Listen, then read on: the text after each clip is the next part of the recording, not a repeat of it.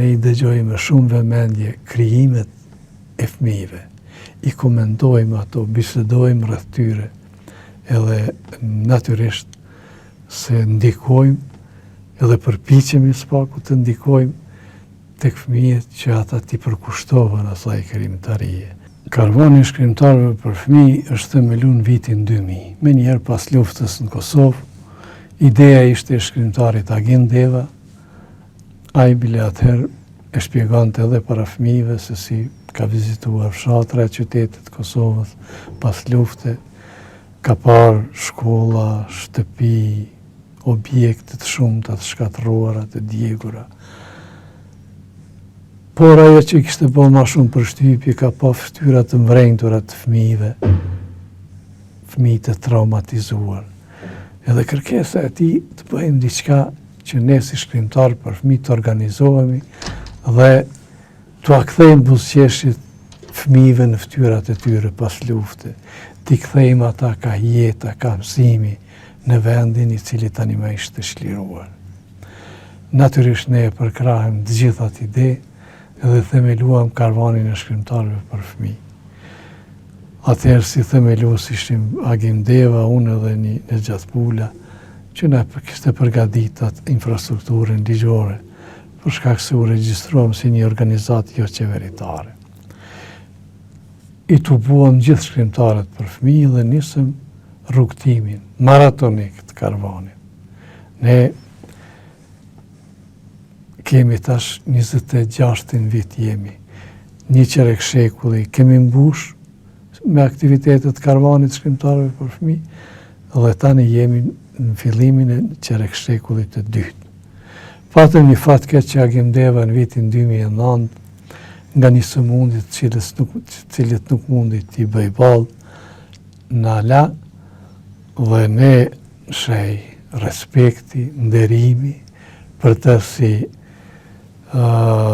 themeluesi i karvanit, si njëri prej shkrimtarëve tanë më të mirë, e studiozëve më të mirë të letërsisë për fëmijë, vendosëm që karvanin të pakëtoj me emrin e tij dhe që nga viti 2009 karvani ecën me emrin e tij, faktikisht quhet karvani i shkrimtarëve për fëmijë Agim Deva.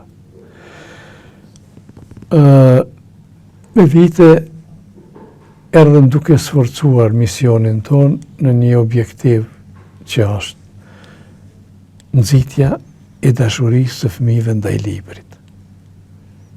Dhe 2.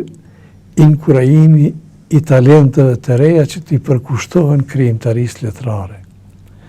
Prandaj këto janë dy gjëra të cilat ne i theksojmë edhe për cilat ne faktikisht shkojmë nëpër shkolla.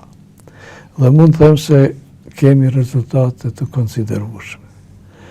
Mund të them se pikërisht rezultatet dhe efektet e takimeve të karvanit me nxënës nëpër shkolla kanë bërë që karvani t'i mbush 26 vjet jetë. Dhe ne të mos e kemi rënd shkuarje nëpër shkolla. Prandaj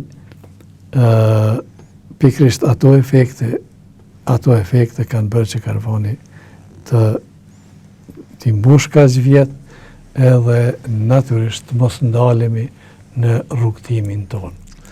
Zoti Sylla, çfarë po jepni si karvani i shkrimtarëve për fëmijë nëpër shkolla dhe çfarë po merrni si poet për fëmijë nga fëmijët, nga shkollat? Është vërtet se është një raport i dyanshëm, ne edhe marrim edhe japim. Domethënë marrim plot frymëzime. Ne kemi edhe thot vepra të shkrimtarëve të cilët frymëzimet i kanë gjetë pikërisht në takimet letrare të karvanit nëpërmjet disët të ndryshme të fëmijëve. Por natyrisht përpiqem edhe të japim shumë. S'pari me paraqitjen e krijimtarisë sonë, me pjesë të zgjedhura nga krijimtaria të cilat i deklamojmë, i lexojmë para fëmijëve. Por ajo që është më e rëndësishmja është se ne i dëgjojmë me shumë vëmendje krijimet e fëmijëve. I komentojmë ato, bisedojmë rreth tyre, edhe natyrisht se ndikojmë edhe përpiqemi s'paku të ndikojmë tek fëmijët që ata t'i përkushtohen asaj krijimtarie. Sepse kemi dukurinë që fëmija shpeshherë ka talent, nis të shkruaj, por në një moshë të caktuar, për shkaqe të caktuara e le atë edhe nuk merret tutje.